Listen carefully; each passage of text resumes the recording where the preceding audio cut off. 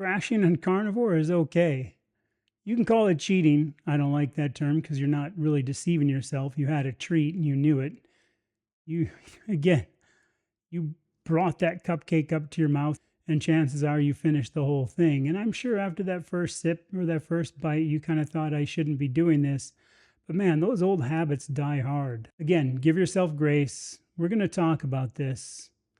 My name is Chad. Been doing the carnivore diet for almost 4 years now. Lost over 100 pounds and got down to the weight of my 20s and 30s and maintained it for the last 3 years. So I'm just hoping I can share some tips and things I've learned along the way and how I look at it now with a long-term looking back attitude. Let's get into it. Now, in a life long ago, I used to race motocross and I was pretty good at it. I will say one thing, we crashed a lot on bikes.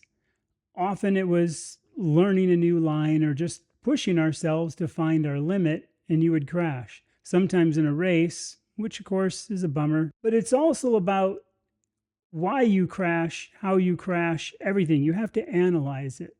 So I think there's 3 things we can do.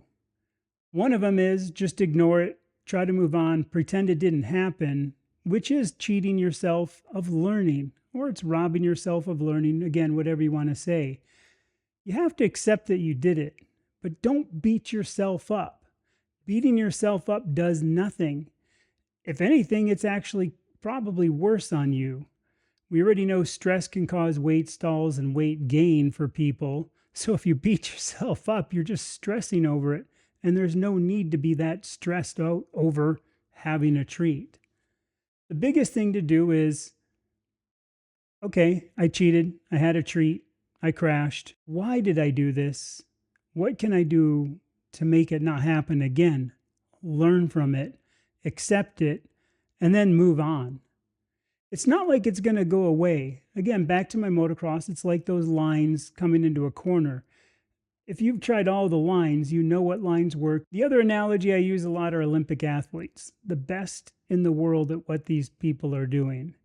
And they still fall, they still crash. And do you think they beat themselves up? No. But I bet they sit back with their coach, their trainers, watch the lines they took, figure out why it happened, and what they can do to learn from it. Sometimes it's just going to be the conditions of maybe the ice for a skater or the snow for a skier or whatever else that caused it.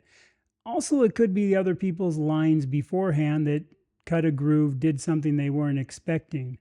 But over the years, they probably gained experience coming across this and kind of know how to handle it. But once again, they still crashed because life's not perfect. This is about progress, not perfection. Nobody can be perfect, but you can make progress. And that's what we want to do. So a few things about these crashes, cheats, whatever you want to call them. How often are they happening? If they're happening every week, I think you know what's going on. Maybe a deep dive into why, and we can get into that.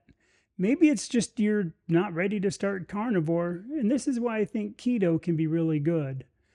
I never had a problem crashing on carnivore because I did keto for a year beforehand. And in my opinion, you can't crash on keto. It's impossible. You can have keto chocolate bars, keto fat bombs, keto sundaes, keto milkshakes, keto teriyaki and chicken, keto barbecue sauce. I've ranted about this before.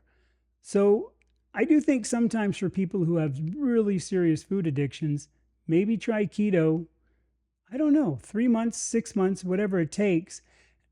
And if you have to have those goodies, I still say get away from them. But if you have to have them, you can make these like keto chocolate bars or keto cookies and have those. And like myself, that one day I was looking at them and going, this is wrong. There's something about these that I know isn't correct, even though they're being billed as healthy.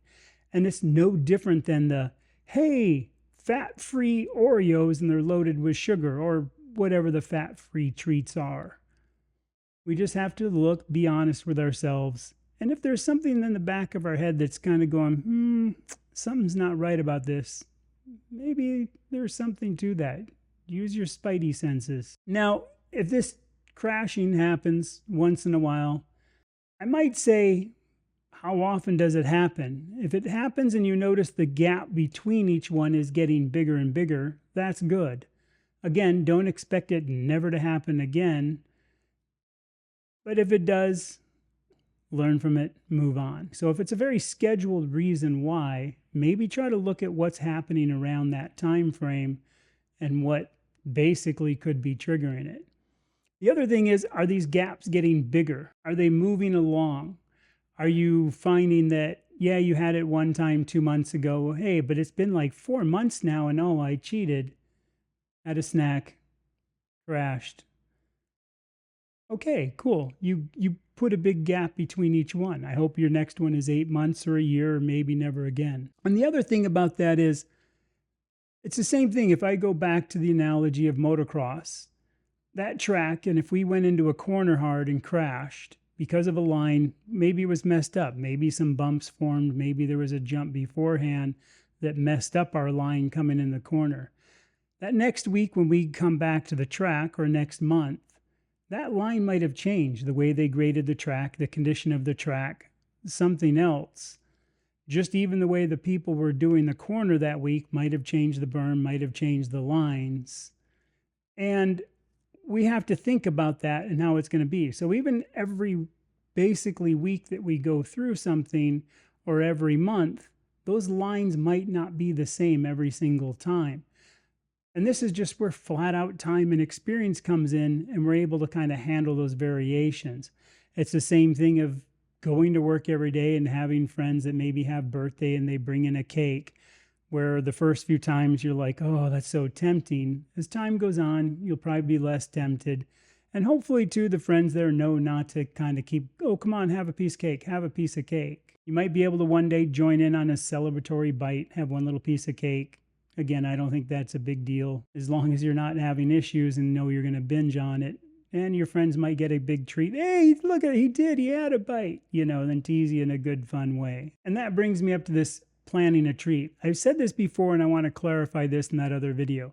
I'm not saying plan a treat for every Tuesday or every Friday or something else. I'm saying if your kid's birthday comes up and you want a bite of the cake or a whole piece and you know you're not going to have issues, allow yourself a piece of cake. It's not going to hurt you in the long run of life. I do it. Baker does it. I think Chafee says once in a while he'll have something, or he'll have a drink or something else he knows isn't correct. Quite a few other people do it. Again, just because they do it doesn't mean you should do it. If you have issues, don't. This is a perfect case of each one of us has our own journey. Now, the one thing I want to kind of say too is, if there's something that's triggering this, that trigger might not be exactly what you think. I kind of tried to explain this in another video, but I don't know if it's kind of hard to get down. And I'm going to jump back to my motocross analogy of coming into a corner. Now, as I come into that corner to make the turn and I crash in that corner, there could be a variety of reasons I crashed. One, I'm just not that good, going too fast, sloppy line, conditions on the track. But it also could be I was trying to set myself up for the next corner coming out, and I was just in the wrong line, and I tried to compensate and get over to the correct line. It could have been, as I was coming into that turn, I saw somebody ahead and I wanted to try to basically get underneath them or go on the outside, and I had to readjust my line, and that's what crashed me. It could be coming into that corner and there was somebody on the inside and I couldn't quite get my line. They kind of pushed me out and I had to take a new one and crash. It could even be the jump way beforehand. I went off, didn't quite nail my landing, and I wasn't quite basically set up for that corner. How that might apply in real life. Caving on Friday and movie nights. It might not be the movie night as much as the setup for it. All this preparation. I think it was the book Atomic Habits, when he was talking about walking down a street past a bakery. You smell the bakery, you go in, you get a donut, you like it. So now when you walk down that street, you associate it with feeling good and a donut and everything else. And I think that analogy kind of works. For that movie night, it might be the trigger is already started by just having Friday movie nights. It could be picking out the movie. you're then thinking about the snack you're going to have along that way. Even with the carnivore snacks, again, I don't think they're bad, but that's setting yourself up for it. So how might you break this habit? Well, it might be switching your movie nights to a Thursday. And then that way, that whole routine is kind of broken up and you're not in that normal routine of walking down the street. You associate it with a bakery, you get a donut, you walk down the street. You've now got a new routine. It's breaking those old habits that are really hard.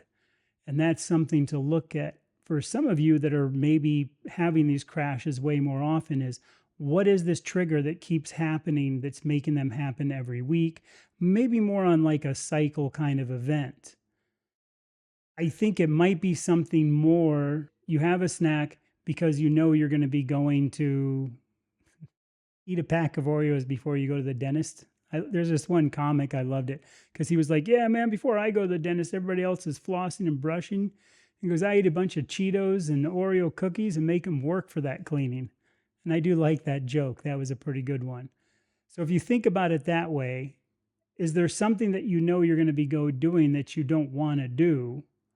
Maybe it is a rough day at work and you know it's going to happen and you kind of like bring yourself down, and that's what's triggering the cheat, is literally something the next day. Maybe it is something that happened yesterday. The idiot on the road who cut you off and started road raging on you just kind of got you so frustrated internally and upset that when you got to work, you're like, oh, wow, man, they do have a bunch of donuts. I'm just going to have a donut. Just these little things. And those are kind of like those riders cutting in on you or taking my line where I have to adjust. And I'm hoping my experience of being pushed out of a line, or I'm the one pushing somebody out of a line, is what we just get over time, and we're going to learn. So don't give up. Don't beat yourself up. And don't just ignore it, but stop, think about it, analyze it, and then just move on, put it behind you, because it's going to go in your memory bank every time you come into that corner. Now, the one other analogy I use a lot, and I hope this kind of makes sense to everybody, is riding bicycles. It's, again, something I used to do, and I used to race some. And a lot of people want to get on a bike and just ride to the park, sit on a bench, go watch the birds, boats, whatever. My buddies and I used to go out. Maybe we'd put in anywhere from 40 to 80 miles, really hard. And we were pretty competitive against each other. Sometimes we'd be cruising, but we were cruising at a pretty good pace all the time. And that's kind of where I'm at. I'm definitely that competitive person that wants the best. I want to try to be the best I can be. And I know there's some people that are just happy and content, hopping on a bike, pedaling along. They don't care what the bike is, riding to the park. But if you crash, it's still a crash. Doesn't matter if you're highly competitive.